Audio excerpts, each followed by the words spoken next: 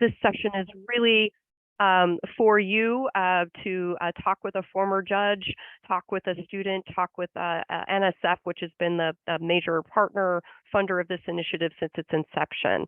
So again, welcome.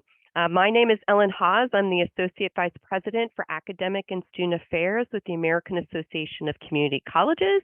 And it is my pleasure to have with me today Allison Arnold, who was a finalist team member from last year's competition with Des Moines Area Community College, Celeste Carter, who is the lead program director for the Advanced Technological Education Program in the Division of Undergraduate Education, the National Science Foundation, and Susan Singer, who's also been with this competition since its inception. I think this was actually Susan's idea many years ago, and she's still working with us as a judge, a vice president for academic affairs and provost with Rollins College. So thank you all for being here, and we'll hear from all of them in a moment.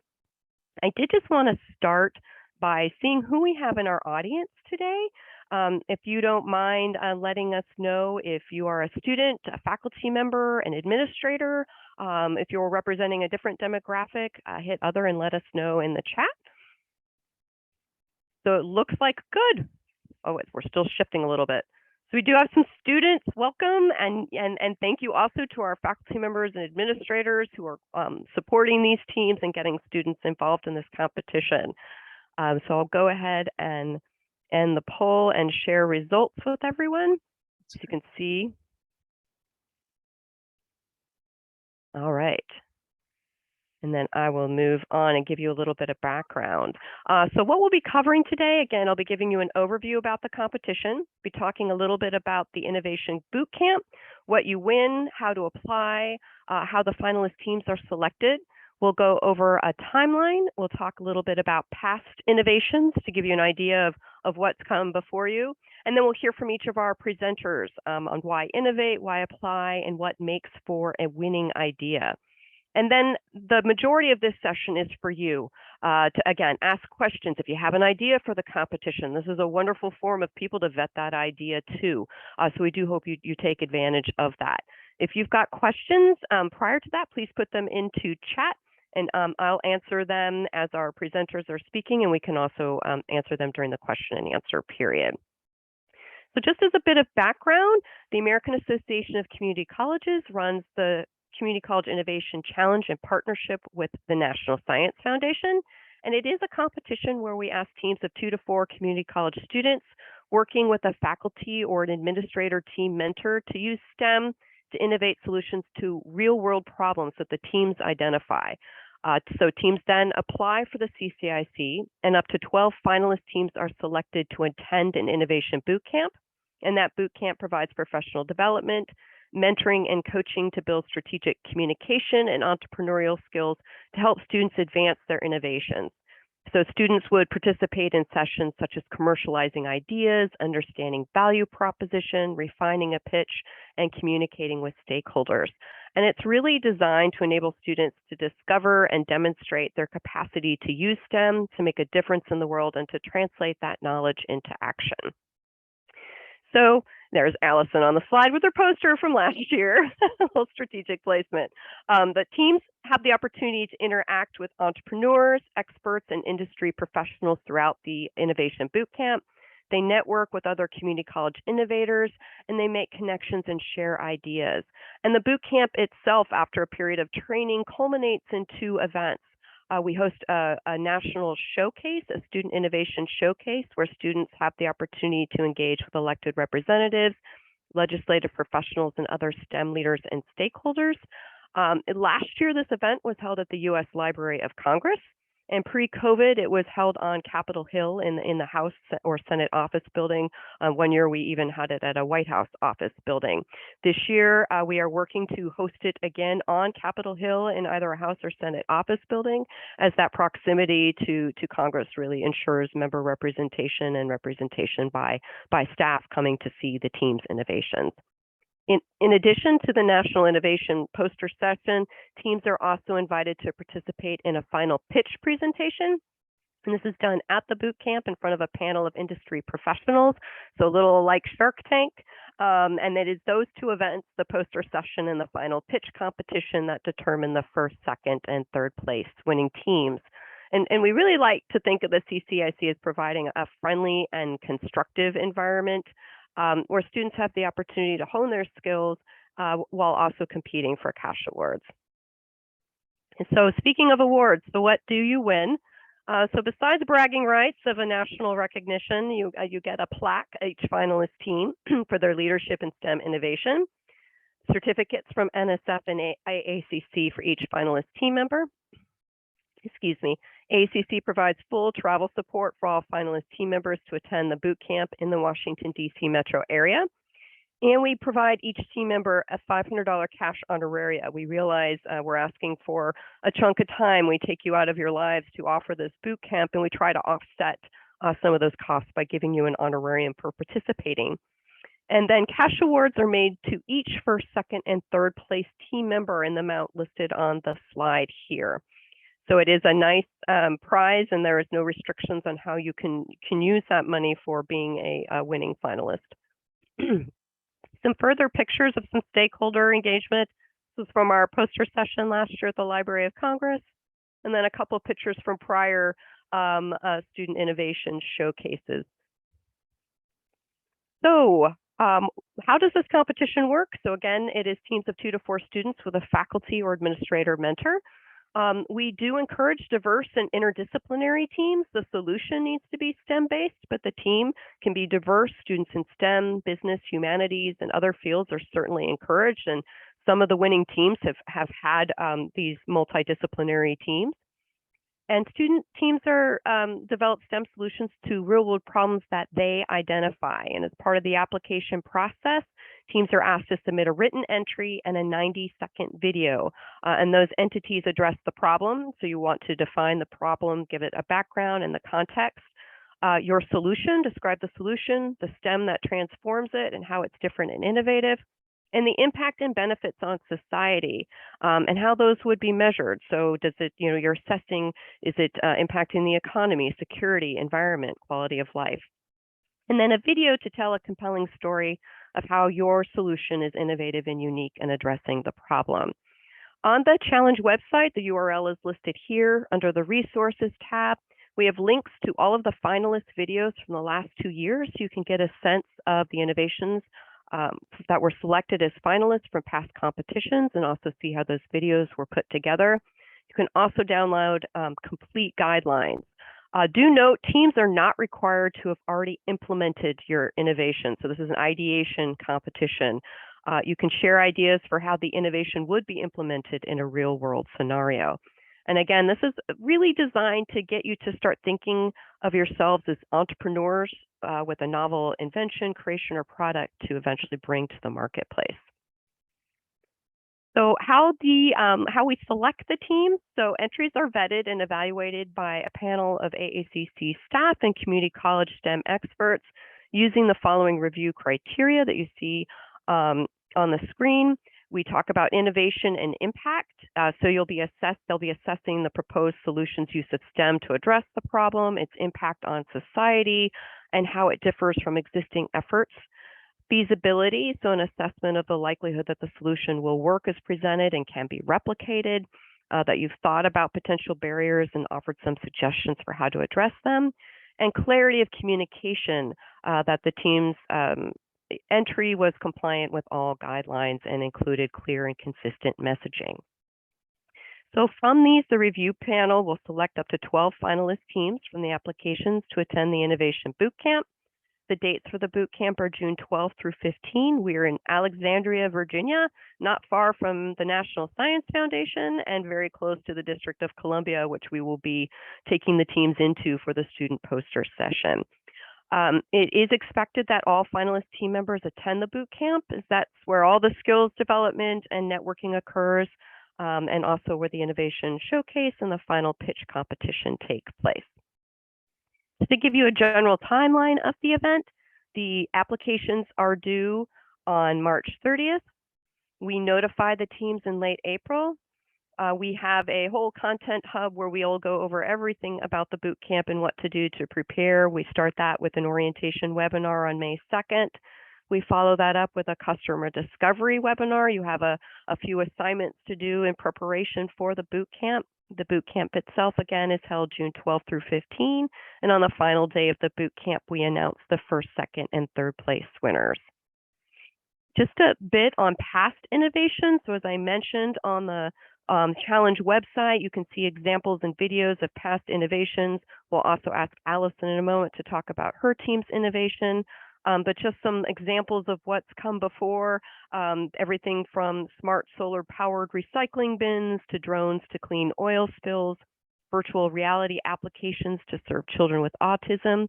We had a lot of projects around the pandemic focused on biodegradable masks or self-administered virus scanning tests that automatically alert primary care providers.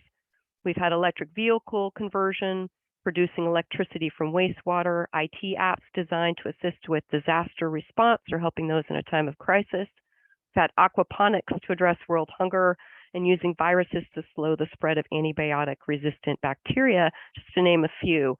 So again, there's a wide range of innovations. It's encapsulated any problem that you can think of that would benefit by a STEM solution.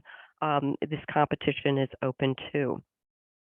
So with that, I wanted to actually turn it over to Celeste Carter from NSF to talk about, well, first of all, to give her greetings and welcome from the National Science Foundation, but also to talk about why innovate and why NSF supports student innovation. Celeste? So thank you, Ellen, and welcome everyone. It's great to see you on even though it's 2D rather than 3D, but hopefully we'll be seeing some of you at the boot camp. So why support student innovation? It seems to me that's actually a fairly easy question to answer. When you look at all of the issues that are arising globally for us, everything from supply chain issues due to the pandemic that are sort of trickling out, to climate change and the need to be more responsive to our environment, healthcare issues, right? We can kind of keep going down the list. And one of the things that the National Science Foundation is absolutely interested in are pushing the frontier forward on basic research across all of the STEM disciplines, thinking about these types of research, what we're learning, and then thinking about the innovation. There's actually an entire program at the National Science Foundation called the Innovation Core Program. You can actually look that up on nsf.gov. And that program is a little bit similar to what you guys will experience in the boot camp. The idea is that scientists, as they're doing their basic research, come up with ideas that may be potentially of interest to a market, something they could develop into a product. And a lot of people in the academic world, a lot of faculty, really have never thought about the things you'll be able to learn through this boot camp. And that's what that Innovation Core program as well does, is it moves people through, giving them the ideas about how would you even find out if there's a market for what you propose to make as a product? How much would it cost? How would you go find money? How would you make your prototype? What are you making? Is it something that comes under the FDA, say, for a health issue? So there's lots of things you learn. Innovation, I think, is critical for all of us. And I would like to say that all of us are innovators in one way or another.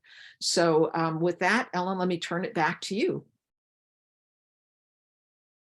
Thank you, Celeste.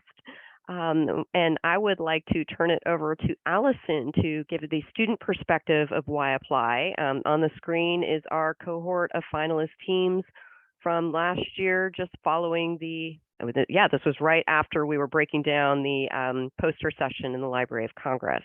Allison, thank you for joining us and sharing your perspectives. Hello, everyone. Like Ellen said, my name is Allison Arnold, and I was a part of a finalist team from Des Moines Area Community College in Iowa for last year's CCIC. It was a very exciting experience for me, and I am more than happy to persuade other students to take part. So why should you apply for CCIC? What exactly is going to be in it for you? I felt like there's three big takeaways. The first one being entrepreneur skills. Designing your innovation is only part of the equation. You need to be able to explain your idea to stakeholders and future customers. Essentially, how do you take STEM and like market it to the average person? The customer discovery portion in the bootcamp workshops are where you will learn how. The second big takeaway being networking. Connections are huge when you're getting started. And throughout the entire innovation challenge, you get to meet a lot of new people, and they will have plenty of resources for you, whether that be just advice for your innovation or making new friends. I do highly recommend setting up a LinkedIn account if you don't have one already, so you can get in touch with your new contacts again. Third big takeaway being communication skills. And I felt like this is my biggest takeaway from the CCIC.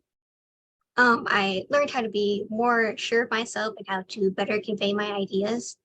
A few other benefits to applying. It's basically free. Like Ellen mentioned, travel is covered. Most of your meals at the boot camp is going to be covered, and your college more than likely will be able to help out with any extra expenses. So don't let costs keep you from applying. Also, besides the professional development opportunities, you get to see Washington, D.C. That's a bonus if you like to travel and maybe haven't been to that area before. Also, the challenge looks really good on scholarship applications and resumes. Um, and I'll share a little bit about my innovation and my experience. My team's name was Girls with Grit, and we were a two-person team. Our innovation was called The Social Student, and it was an app that would help connect community college students to resources available on their campus, as well as encourage connections among students and professors. It was meant to localize information like scholarships and grades, library hours. It featured an interactive college calendar and chat feature for talking with classmates and professors and tutors. My teammate and I saw a need in our own college for a centralized and simplified system and saw the importance in staying connected, and that's how we thought of the app. For my personal experience, CCIC really was like all about personal development for me. I am a self-described introvert, so standing up in front of big groups and giving speeches is not my cup of tea, but CCIC forced me to kind of step outside of my comfort zone and learn those effective communication skills. And have become a more confident speaker and use those skills in every aspect of my life. And was it stressful? Yes, but it was very much worth it. To wrap up, I do have a few quick tips for getting started. You definitely want to start early. There is and will be a lot to do. Good job for showing up to this session. You're already kind of ahead of the game. And then a few other things to keep in mind as you're developing your idea. You want to think about the problem your innovation is addressing and specifically who is facing that problem. So kind of think about your customer base. Also, what unique benefits does your solution have? Like why would I pick your innovation compared to something similar? And what would be the next steps for your innovation, like if you got funding for it? With all that said, I'll turn it back over to Ellen. Thank you, Allison. And you would never know that you were shy of public speaking. Thank you so much. It was amazing. She covered all the key elements. Appreciate it. I would like to move forward to Susan Singer. Again, has been with the competition since its inception and served as a judge for several years on what makes a winning idea. Susan. So I would start out by, just underscoring yes to everything Celeste and Allison shared with you, and getting from your idea to winning. One of the things to me that's most powerful about this competition is it just reinforces that as a student, you have so much to offer. You can step up to the plate and help us find solutions to a pressing global issue. And you don't have to wait until someday whatever some distant horizon you imagine where you'll be ready to do this. It's right now. And every year we see the students doing this, and some go on and form companies. So this is real. So I would start out by encouraging you, if you aim to be a winner, don't think about this as some type of school project. This is a real life effort, and you don't know where it's going to take you. So think about the right scale of the project, but think big about yourself and your ability to pull this off, and know that people will be really, really interested in what you have to say. What I've seen over and over in terms of a great project and an absolutely amazing knock it out of the park project has many of the elements my colleagues have already shared with you. I think one of the most important ones is it is a team effort, and the judges pick up on how you work together as a team, whether you're making the pitch, whether it's in the poster session the night before. If one person gets nervous and hogs all the limelight, that doesn't reflect well on the team. And also a team where you find ways, without going over the top, to just acknowledge the different kinds of expertise everyone brings to the effort, and why that makes your project so strong and likely to move forward. Again, as you've heard from the beginning, Ellen pointed this out, this is an ideation competition. So you do not have to have a finished project. You do have to have something that has a reasonably good shot at being doable with what we know about the laws of nature and the man-made world.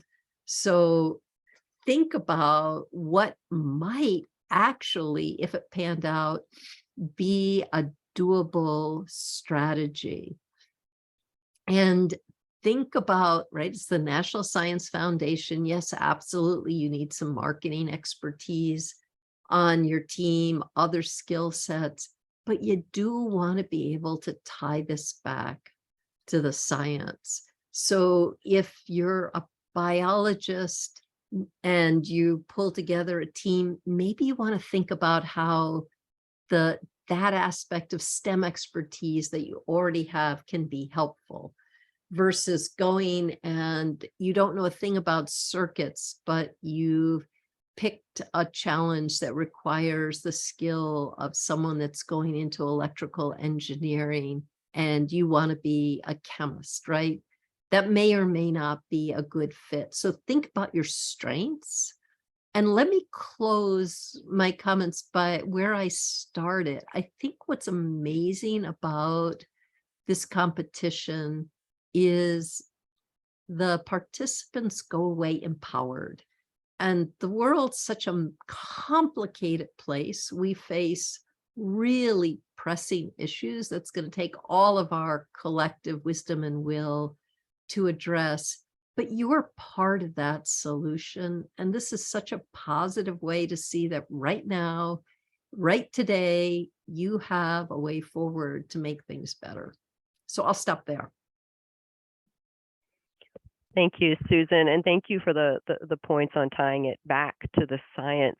I did want to piggyback with two comments on that. The application is where it is grounded in something that is feasible, that can happen in the real scientific principles behind it, and is during the application process where the science is vetted. We will pair people in various industries, whether you say you have an energy related innovation, that will be read by someone who works and innovates in that field.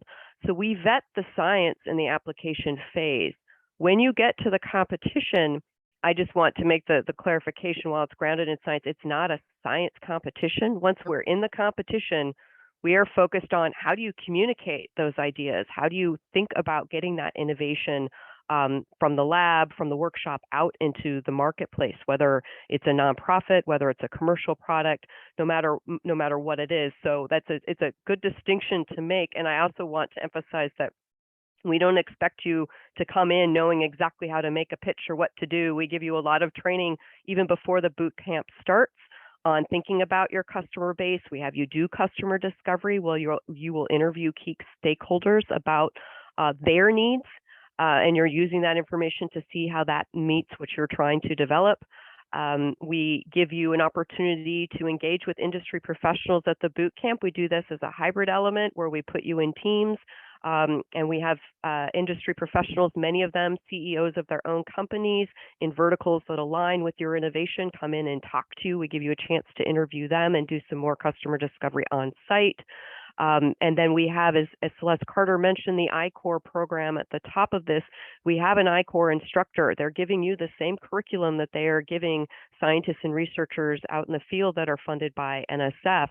That are learning how to communicate their ideas through strategic communication. So you're getting a head start on a lot of training and resources. So I just wanted to share that as well.